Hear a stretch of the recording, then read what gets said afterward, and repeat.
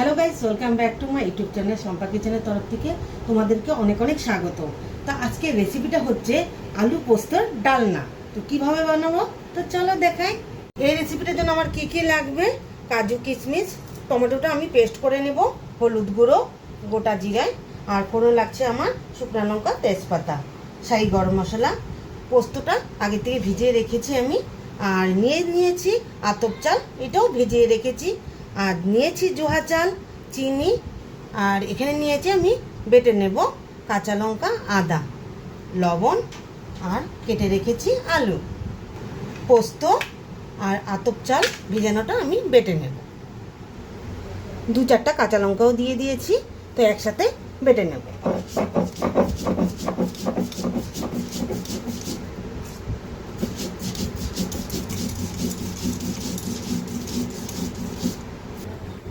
তো বন্ধুরা, তোমরা চাইলে মিক্সচার মেশিনেও পেস্ট করে নিতে পারো। তো আমার বাটাটা কমপ্লিট হয়ে গেছে, তাহলে উঠিয়ে নিই।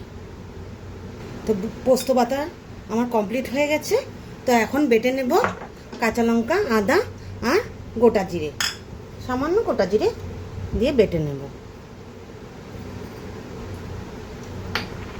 তো বাটাটা আমার কমপ্লিট হয়ে গেছে, তাহলে উঠিয়ে নিই।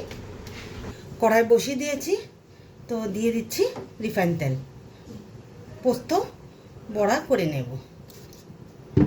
তেল পোস্তর মধ্যে আমি দিয়ে দিচ্ছি স্বাদ মতো লবণ,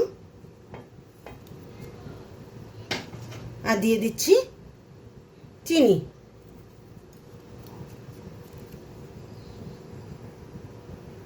এক এক করে বড়াগুলো ছেড়ে দিই।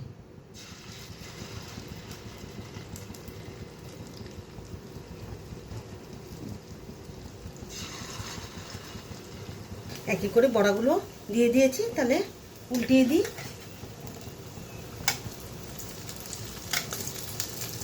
তো বড়াগুলো হয়ে গেছে, এখন নামিয়ে নিই। নামিয়ে আলুগুলো ভেজে নেব। তাহলে আলুগুলো ছেড়ে দিই।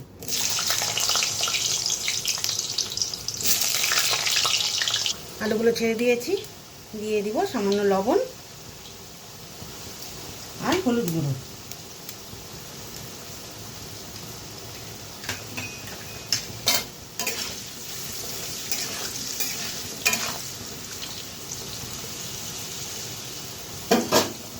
আলুগুলো ভাজা ভাজা হয়ে গেছে, উঠিয়ে নিই। এই একই তেলে আমি দিয়ে দিচ্ছি ফোড়ন, শুকনো লঙ্কা, আর দিয়ে দিচ্ছি তেজপাতা আর গোটা জিরে।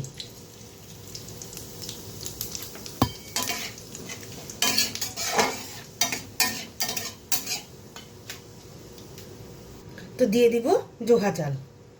জোহা চালটা ভিজিয়ে রেখেছিলাম।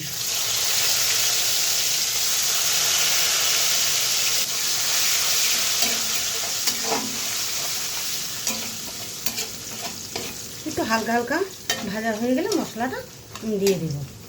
হালকা হালকা ভেজে নিয়েছি, তো বেটে রাখা মশলাটা দিয়ে দিলাম।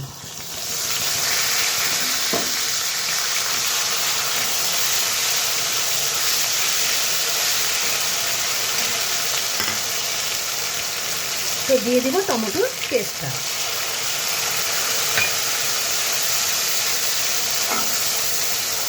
তো দিয়ে দিব স্বাদ মতো লবণ,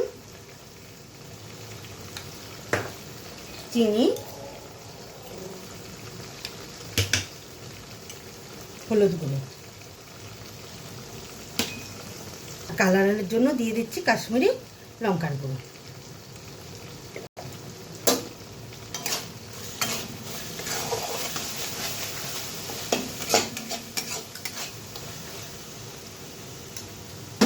তো দিয়ে দিব কাজু, কিশমিশ।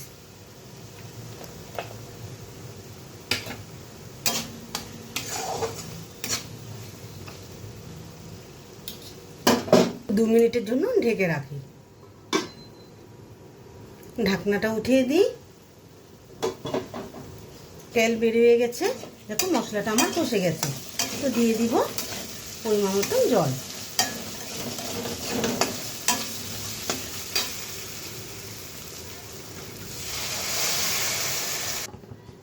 পরিমাণ মতো জল দিয়ে দিয়েছি। তো আলুগুলো ছেড়ে দেব।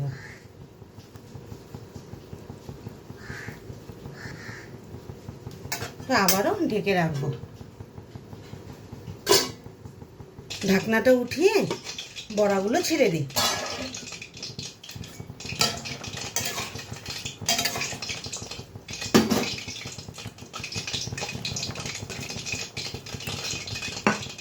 প্রায় হয়ে আসছে, তো দিয়ে দিব গরম মশলা, শাহি গরম মশলা।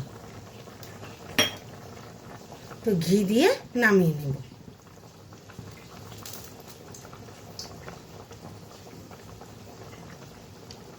তো ঘি দিয়ে দিলাম, চলো নামিয়ে নিই।